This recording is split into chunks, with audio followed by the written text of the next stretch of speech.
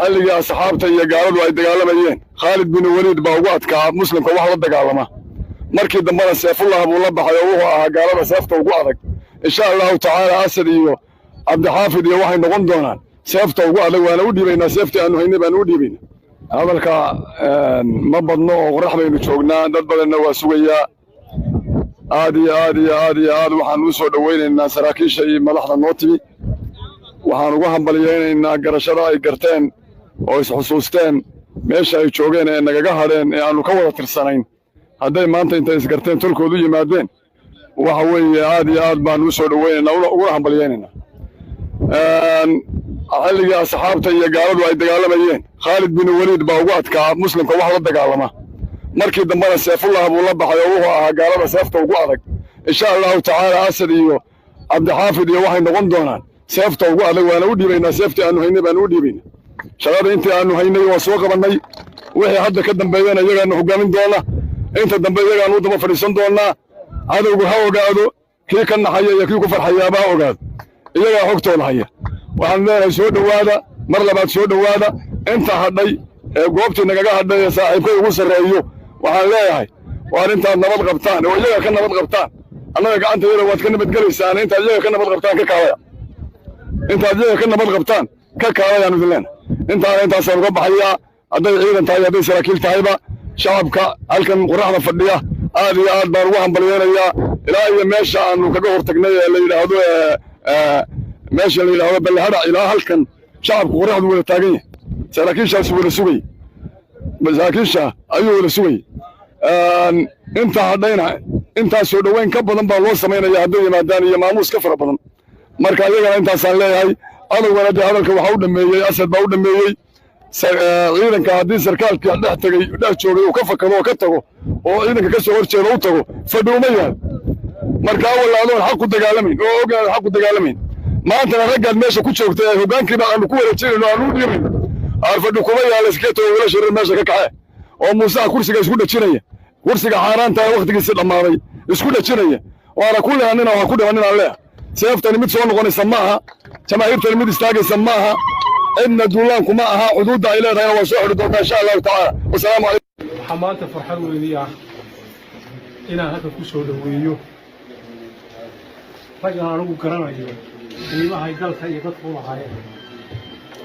ورنتي ما أنت قرتي ماشي أي خروج بكحي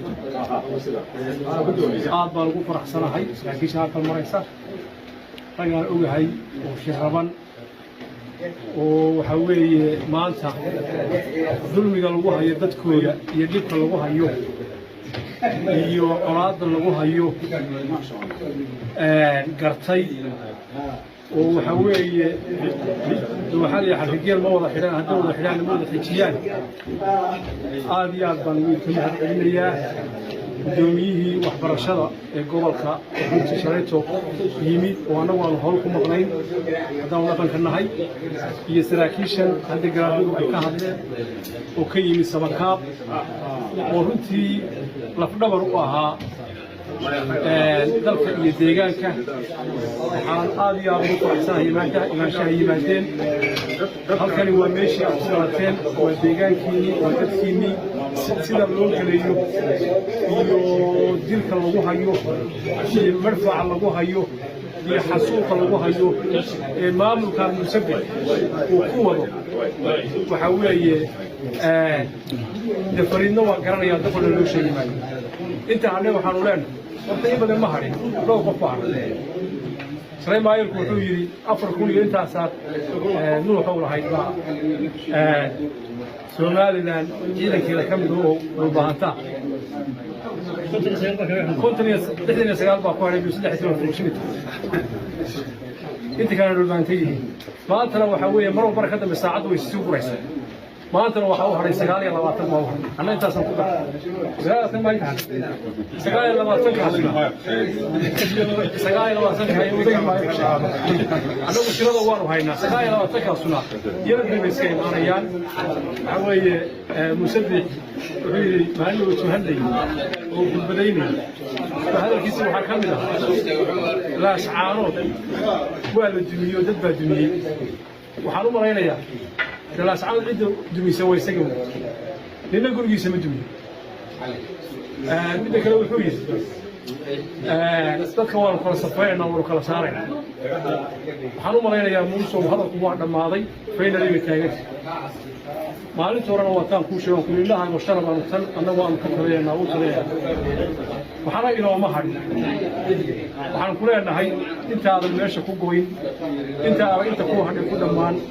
inta aadan waxaa weeye colaadan aad doonaysay oo ummadda wada gaadha ayna si fiican u wada gaadhin ciidankaaga aad la noqotaa aday sharaf ugu tahay annana waxaanu kuu ballan qaadaynaa haddaad tidhaahdo waan baxayaa inaanu waqti ku siino oo aanan ku dabagelin sidii garaadada hore sheegeen marka waxaan leeyahay ciidankaaga la bax haddaad la bixi weydaan indhahaago shalab aad la saaraysa iyo ilaahay hadduu kuu roon yahay waxgaradkii naga maqnaa markay arkeen cunsuriyadda cuqdadda iyo cadaawadda ku jirta maamulka Somaliland ee uu hayo dadka deegaanka markay arkeen waxay sheegayeen in haragii beenta ahaa ee ay huwanaayeen markii laga siibay ee uu soo baxay midabkoodii rasmiga ahaa iyo xumaantii ay qabeen ay u muuqatay in badan bay islahaayeen saxa in badan bay islahaayeen midda raja ku dambayso oo waa dad dawladnimo iyo wanaag u socda markay arkeen waxay u socdaan inay tahay xumaan iyo xiqdi iyo xasarad waa kuwa ka soo tegay xubnihii ugu dambeeyey ilaahay hadduu kuu roon yahay saca goray ilaah baa ul ku kala dhuftay dadkan ilaahay hadduu kuu roon yahay dee ninkii markii horeba xaggaa ahaana xaggaasuu ku harayaa ninkii dadkan ahaana soo aad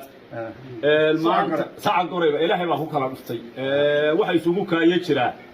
ma jiraan waxaanu leenahay waad aragtaane waxaad meel aan fadhiba jirin nacas inuu fuq weyn yahay fahamnaya ma fahamteen waxaad u fuq weynaataan meesha gooja cadda waxaad u fuq weynaataan ma jiro guryihiinna aada fadlan guryihiinna aada intaydaan waaraad dalla idinku daldanin guryihiinna aada wabilaahi tawfiiq